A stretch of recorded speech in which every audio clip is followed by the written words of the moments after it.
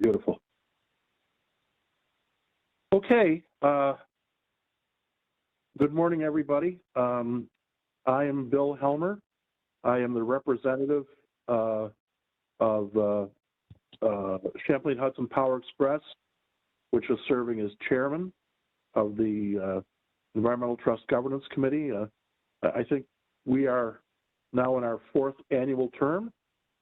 So, happy to serve in that capacity, and also very happy to have the Department of State serving as secretary. Matt, do we have a quorum in your view, Mr. Secretary? I believe so. Okay. Just ask if, So we'll if anyone's new to the meeting, can you introduce yourself?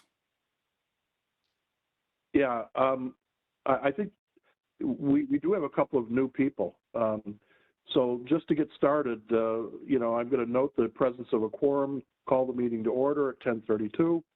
And I was going to do the same thing, Matt, which is ask new people to sort of introduce themselves if they've heretofore not been on these meeting calls.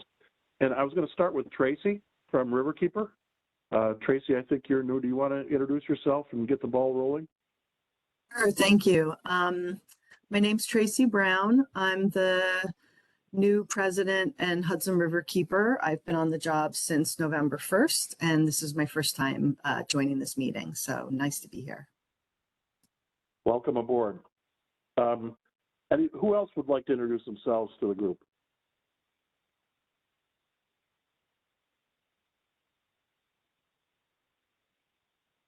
This is Rob Fiorentino. I'm with the New York State DEC, Region 5 Fisheries Manager, sitting in for Nicole Bulk. I have been in a couple of these meetings, but a few years ago. Welcome back. We're getting closer to the great day of Jubilee, so your timing is good.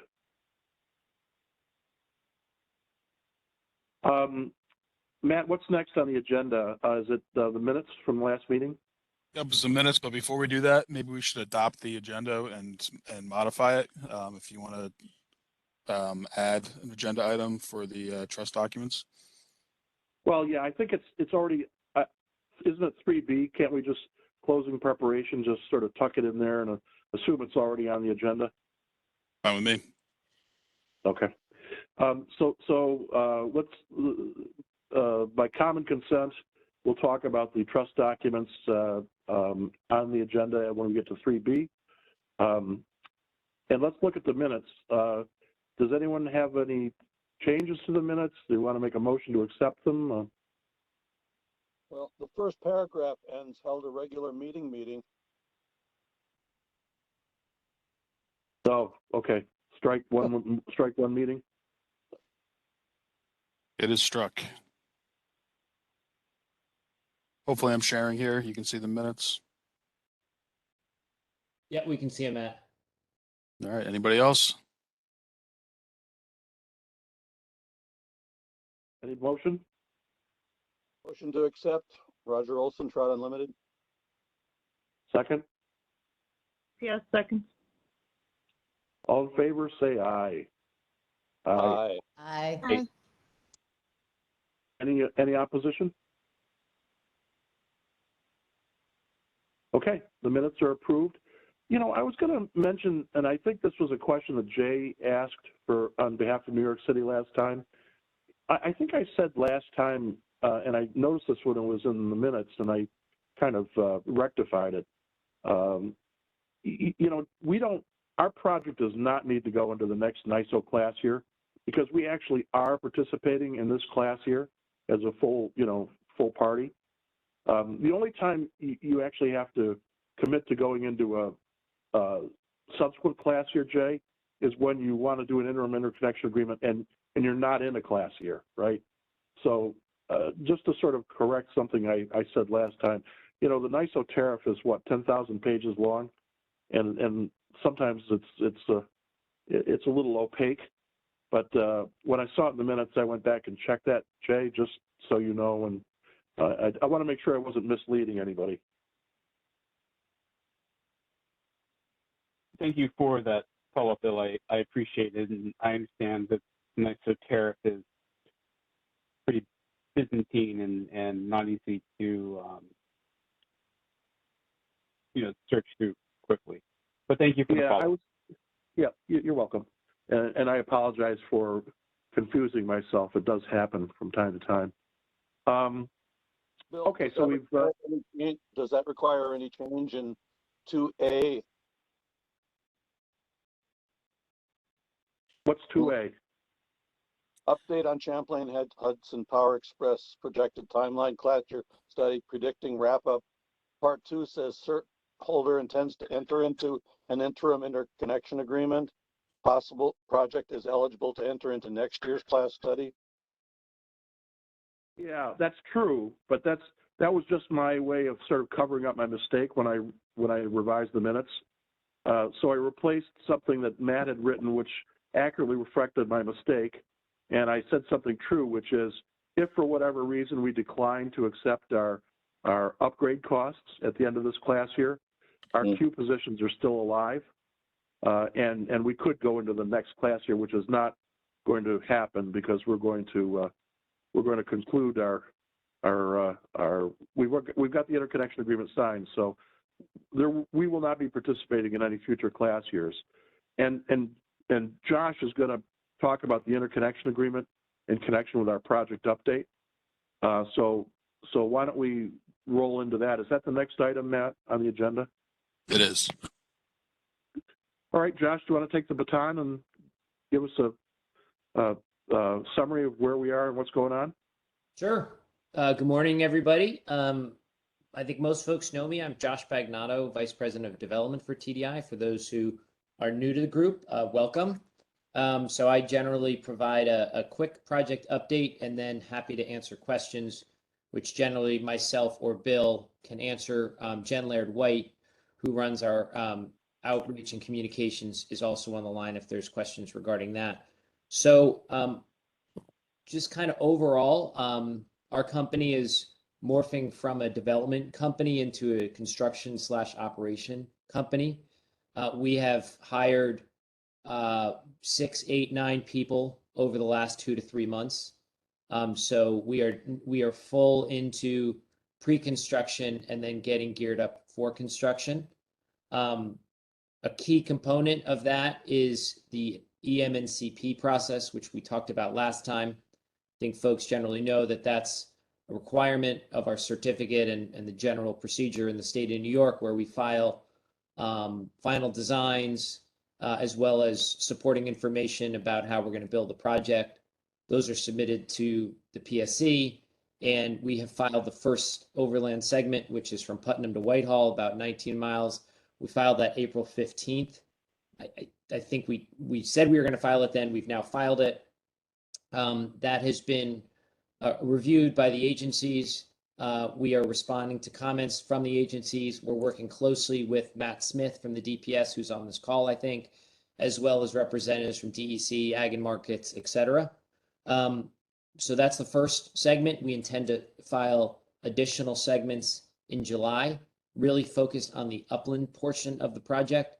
And then the marine EMNCPs will be filed starting later in the summer and into the fall, and then into 2023.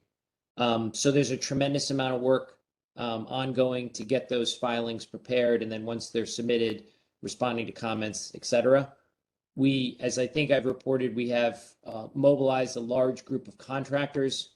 Kiewit is our primary contractor on the upland portion, and then a consortium of NKT, which is the cable manufacturer, and CMI, which is Caldwell Marine, are working together for the marine portion of the project. We've also brought on a firm, WSP, as the owner's engineer. So WSP supports TDI in working and managing the various contractors we have. We continue to do a lot of outreach with the communities where the project goes through, and we'll continue to do that through this pre-construction and then obviously into the construction phase.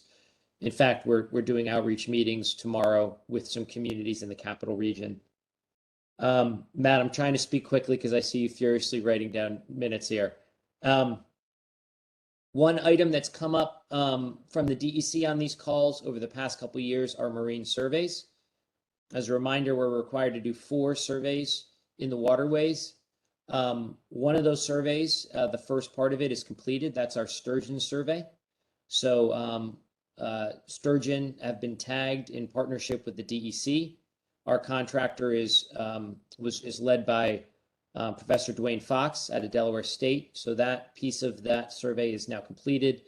I understand that the tagging went very well, and we'll be starting additional survey work in the waters this summer. Benthic grabs, bathymetry work, TSS trials. So all the things that are required are all going to be starting roughly in between July and September, depending on different requirements and different survey protocols. We are obviously coordinated closely with DEC and Heather Gearloff on all these surveys, and her team are reviewing things. The interconnection agreement, interim interconnection agreement is now signed, so that is behind us. Bill's closer to that than I, so he can answer questions on that better than I can. And then what's relevant to this trust, of course, is our financial close, which then we need to deposit the first $2.5 million into the trust. We're targeting late summer for that, followed by construction in that first upland segment, summer, fall of 2022. So lots of activity going on at TDI. Our team is growing. Our contractors are hard at work, and that's where we are. So getting the agreements that Bill sent around, executed and approved is pretty fundamental. So we have the foundation in place so that when financial close happens, we have a place to deposit the money. So I think that's a really key milestone for us and for this governance committee. And so I will basically leave the update there. Matt, can you remind me the date of our last meeting? Does anybody have that right offhand? I know it's somewhere here, obviously. Second. Sorry, it was what, Matt? I think it was March 15th. 3/15. Yeah, March 15th. Okay, thank you all. So I guess one thing I left out of the update is that on April 15th, the Public Service Commission approved the contracts between NYSERDA and Hydro-Quebec, our partner. And that was the final step in about a year plus RFP process. So that was the last and sort of most important decision for the Public Service Commission to approve those contracts, and that's basically enabled everything I just said to accelerate and to occur. So I'll leave it there and see if there's any questions. What was the firm that you hired for the upland contractor? I missed that. Kiewit, Matt, Kiewit.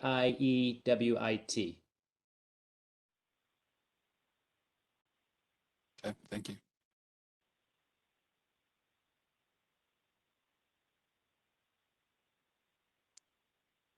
I would just add that the NYSO filed the interconnection agreement at FERC yesterday, and that's available both at the FERC e-library and on the NYSO's document management system. If anyone is a sucker for punishment and wants to read through the interconnection agreement, you can find it there.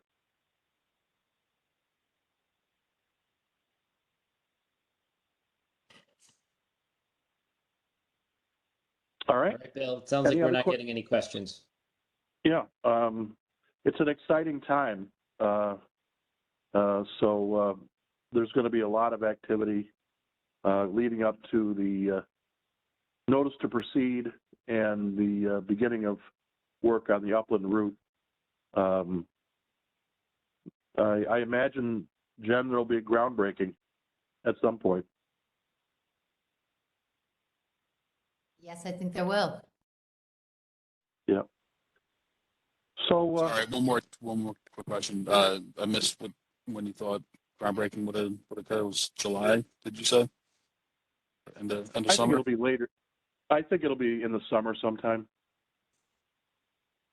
I don't think We don't have it. correct me. I don't think we don't know right now, but yeah, it depends on various approvals and so forth. But Right. yeah, later in the summer is better than July for sure. Okay. Thank you. But you will have a ringside seat, Matt. I can guarantee that. Fair enough.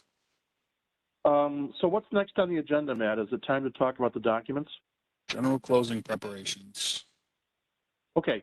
So over the last month or so, we've, engaged in pretty intense back and forth with the Bank of New York Mellon and the Hudson River Foundation.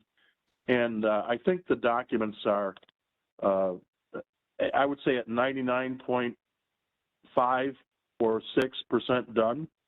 10 days ago, we sent out what could be the final documents. We did get 2 comments back, only 2, and they're very minor. One was an inquiry that the city asked about, Jay, and that was with respect to a deletion in the trust administration agreement.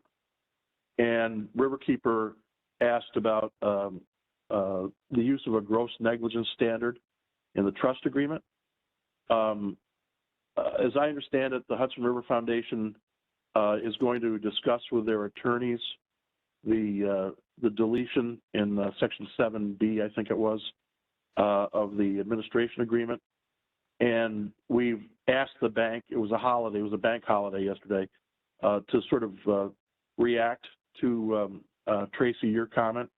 And, I can't imagine that however those 2 very minor points get resolved, that we need to have or wait on sort of granting authority for the execution and filing of these documents. They're so minor, they're so insubstantial that what I did was yesterday I did a slight revision to the draft resolution. And Matt, if you have the red line and you could put it up on your screen, I'll show you what I did just to try to allow us to proceed to the resolution today and, resolve these 2 very minor points and not have to come back for a special meeting. So let me know when you got that up there, Matt. I think the changes are both on page 2, I think. Yeah, I'm bringing it up right now.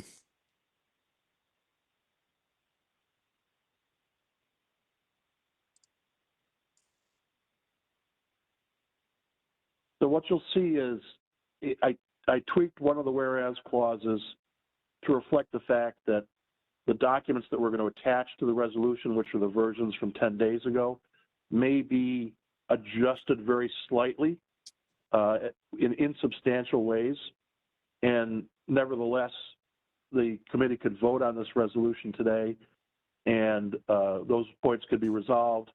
The documents could be executed without any further ado, submitted to the PSC, and also we'll be submitting to the Attorney General and the Comptroller, possibly for just informational purposes. We don't think there's any jurisdictional obligation for either of those other agencies, but the certificate condition requires that, or implies that we have to do that, so we're going to do it. So I guess the question, everyone's had the documents for 10 days. I think everyone knows the 2 minor points. Assuming we can fill in the blank, and there is one blank still in the resolution, how do people feel about proceeding to vote on this resolution today?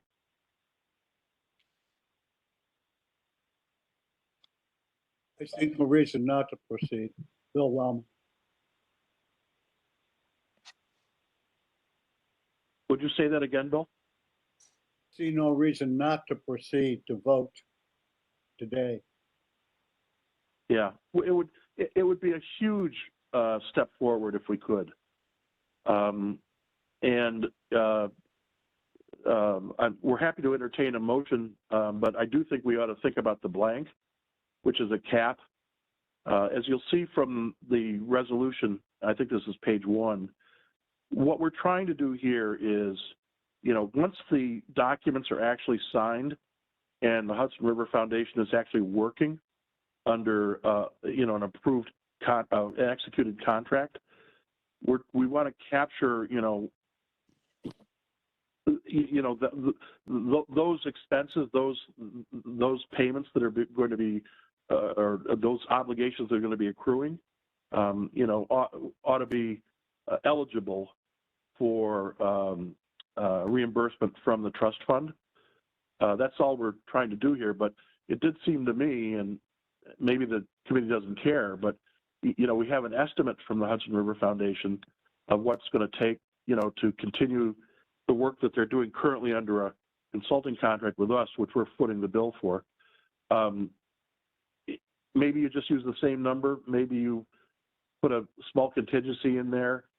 I think if we can fill in that blank, and I don't know, John, I think you're on the line for Hudson River Foundation. If you have a suggestion, I'd be interested in hearing it. Yeah, good morning, everybody. Thanks, Bill. Yeah, the number we put in there is our best estimate. It would be a to not exceed number for the next several months until the trust is initial tranches in. We would bill for just our actual charges in that.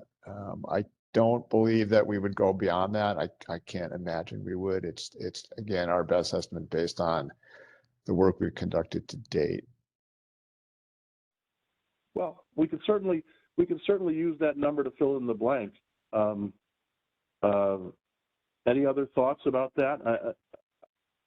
I'm happy doing that.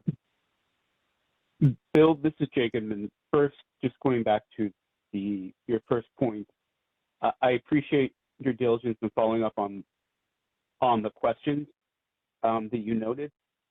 But subject to getting that information, we have it. I agree that we can proceed. In my opinion, we can proceed with a vote today. In other words, I don't think we need to hold off on considering the documents to get that information. So we're comfortable proceeding. As to the amount for, I see. I think someone anticipated the next question, and I see the real-time update. I was going to ask what that number is that you're referencing, but I see it's $50,000. And as not to exceed for the work that Hudson River Foundation is doing and will do in the next few months, I think, in my opinion, that seems reasonable. Okay. Well, this is going very well. Do I dare ask for a motion?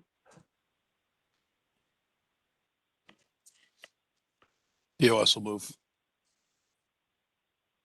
Second. Bill Wellman, second. Any debate? Hearing none, I'll call for a vote. All in favor, please say aye. Aye.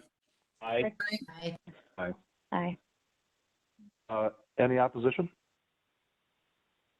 Any abstentions? Okay, the motion as revised is carried. I congratulate everybody. I think this is a major step forward. This is going to be a real thing. It was a long time in the making, but it's going to be a massive investment in New York State's future. And you've all been a part of it. And again, congratulations to all.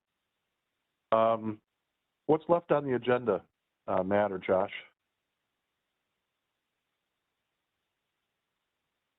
All right, we have other business, HRF update on TWGs, if we have any. Oh, yes. Thank you. Yeah, thanks very much.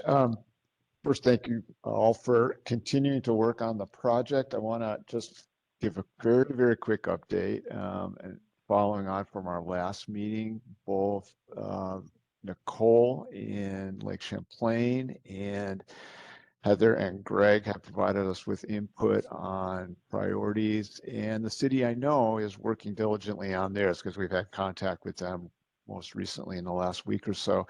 I think our strategy going forward is we'd like to have all of the updates in our hands as soon as we can get them, recognizing that this is not easy work. You've all put a lot of time and effort into this. And again, going back into the record from over 10 years ago is challenging, as some of the people who wrote some of those priorities are not with us anymore.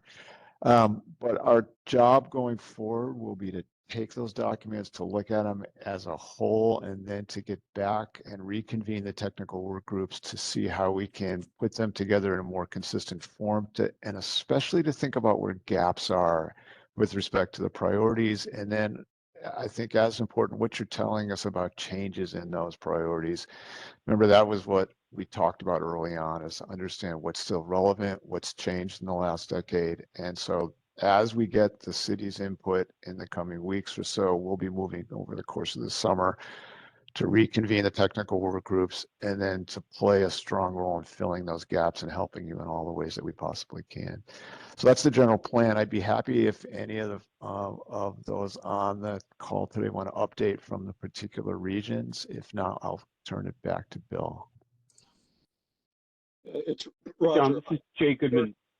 From the work. Hi, Jay. Oh, go ahead, Roger. I'll wait. I've never heard anything from the work groups that I signed up for. So, and I have members who want to start getting involved in projects. Yeah, and Roger, I think that's consistent with us wanting to have them all together first, and then we'll turn them back and be able to get input from your members and others as we go forward. So there's nothing that's going on other than it's just taking longer than I think everyone had hoped to actually pull these together in ways that they can be shared more broadly. Well, I just thought that at some point leaders would reach out and say, hey, what do you think about this? Because I don't even know if the people who are presently on the groups that I'm on were around when the list was put together. I wasn't. Okay. Does anyone, again, I think we're close to that point where there could be more outreach around this. I think we're just trying to get the general architecture in place to be able to draw more people in. I don't think there's been no decisions made yet. I think these are really going to be straw person documents that we can actually share in a broader context. And John, this is Jay Goodman for the city. I can give a quick update. We Sure. have been trying to update the city's priority project. The city team has been working diligently, and I hope that I'll be able to share with you our updated project memos by the end of this week. We have an updated draft, just needs a little further internal discussion. And what I currently anticipate is that there will be some changes from the original priority project list that we agreed to, over about a decade ago now. So I think some of the key goals from the project have been retained and just are being presented in kind of updated form. And there's at least one project that we think may be stale, and we propose to remove it from the list. So as I said, I'll have some updated information for you shortly, and we can, I'm looking forward to discussing it with you when we have it. That's great. And again, as we have those, and to speak, and I'm being quite repetitive here, to speak to Roger's concerns, I think those are the kinds of documents that there'll be additional input that will be needed, and to get them from a variety of stakeholders. So I thank you for that, Jay, and promise, Roger, that we're hearing you and that there'll be opportunities for that as we go forward into the summer.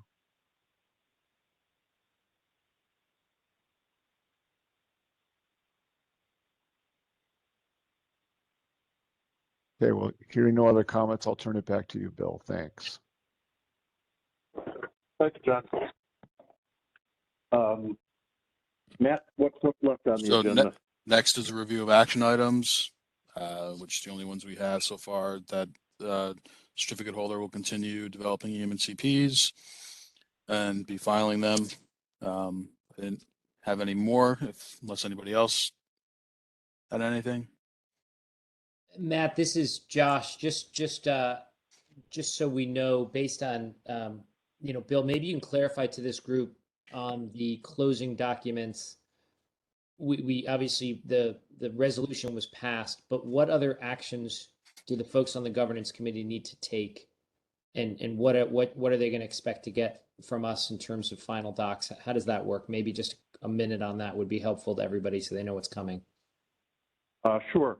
So I imagine that in the next couple of days, we will resolve the two very minor questions that were raised, one with respect to the trust administration agreement, one with respect to the trust agreement. Once they are resolved, the documents will be signed. We, the certificate holders, will prepare a filing with the PSC, copying the Attorney General and the Comptroller's Office. We intend to do outreach. Our counsel, our outside counsel, will be out doing outreach to the Trust Bureau at the Attorney General's Office and the Legal Department of the Comptroller's Office, giving them a heads up. I expect to get back letters from both agencies saying they have no role with respect to the establishment of this trust. And we will, at a PSC session, get the documents approved. Again, they will have been signed. So they will, then be live and approved, and we will put them in the record. We'll put them on the website. And the only thing standing between that and getting these programs up and running and projects funded will be the closing on the financing for the overall project, which, as Josh mentioned before, we think is a late summer event. And then 30 days after that closing or less, the trust will be funded with the initial payment. And I suspect that with any luck, this may all happen before our next meeting, but if not, we'll give a further update on where we stand at the next meeting, which, June, July, August, September. Looks like that's the last agenda item, Bill. Just sorry to interrupt, but looks like it's September 13th. Yep, so that was a good segue. So there was a proposal to change the last meeting from September 20th to the 13th. So since we've already established that by vote, we probably should re-vote to accept that meeting date. Okay, you want to do that now? And as long as you're done with your update. Yeah, unless, are there any questions about that? There's always a little more process, right? But it's not much. I mean, it's all going to be ministerial from here on out. Thanks, Bill. That answers my question. Thank you. Okay, so let's go to the vote on the next meeting, which, boy, it would be nice if some of us could actually get together and, maybe I'll bring a box of coffee from Dunkin' Donuts or something. So Matt, is the date then that we're voting on September 13th? Correct.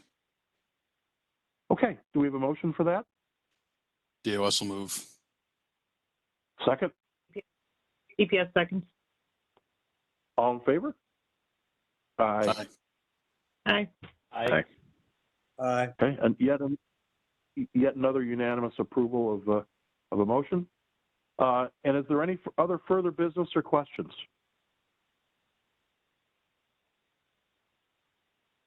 Hearing none, I guess we usually have a motion to adjourn. Is there a motion to adjourn?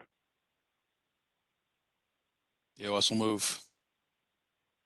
Second. TU seconds. All in favor? Sorry, who was that? I missed that. TU. Yep, thanks. All in favor? Aye. Aye. Aye. Aye. This has been one of the most satisfying half hours I've spent in the last 14 years working on this project. Well, and I think I say this every June meeting. See you in September. The meeting stands adjourned. Thank you, everyone. Thanks, folks. Thanks, everyone. Bye, guys. Thanks, Bill. Everybody. Bye, all. All right. Aye.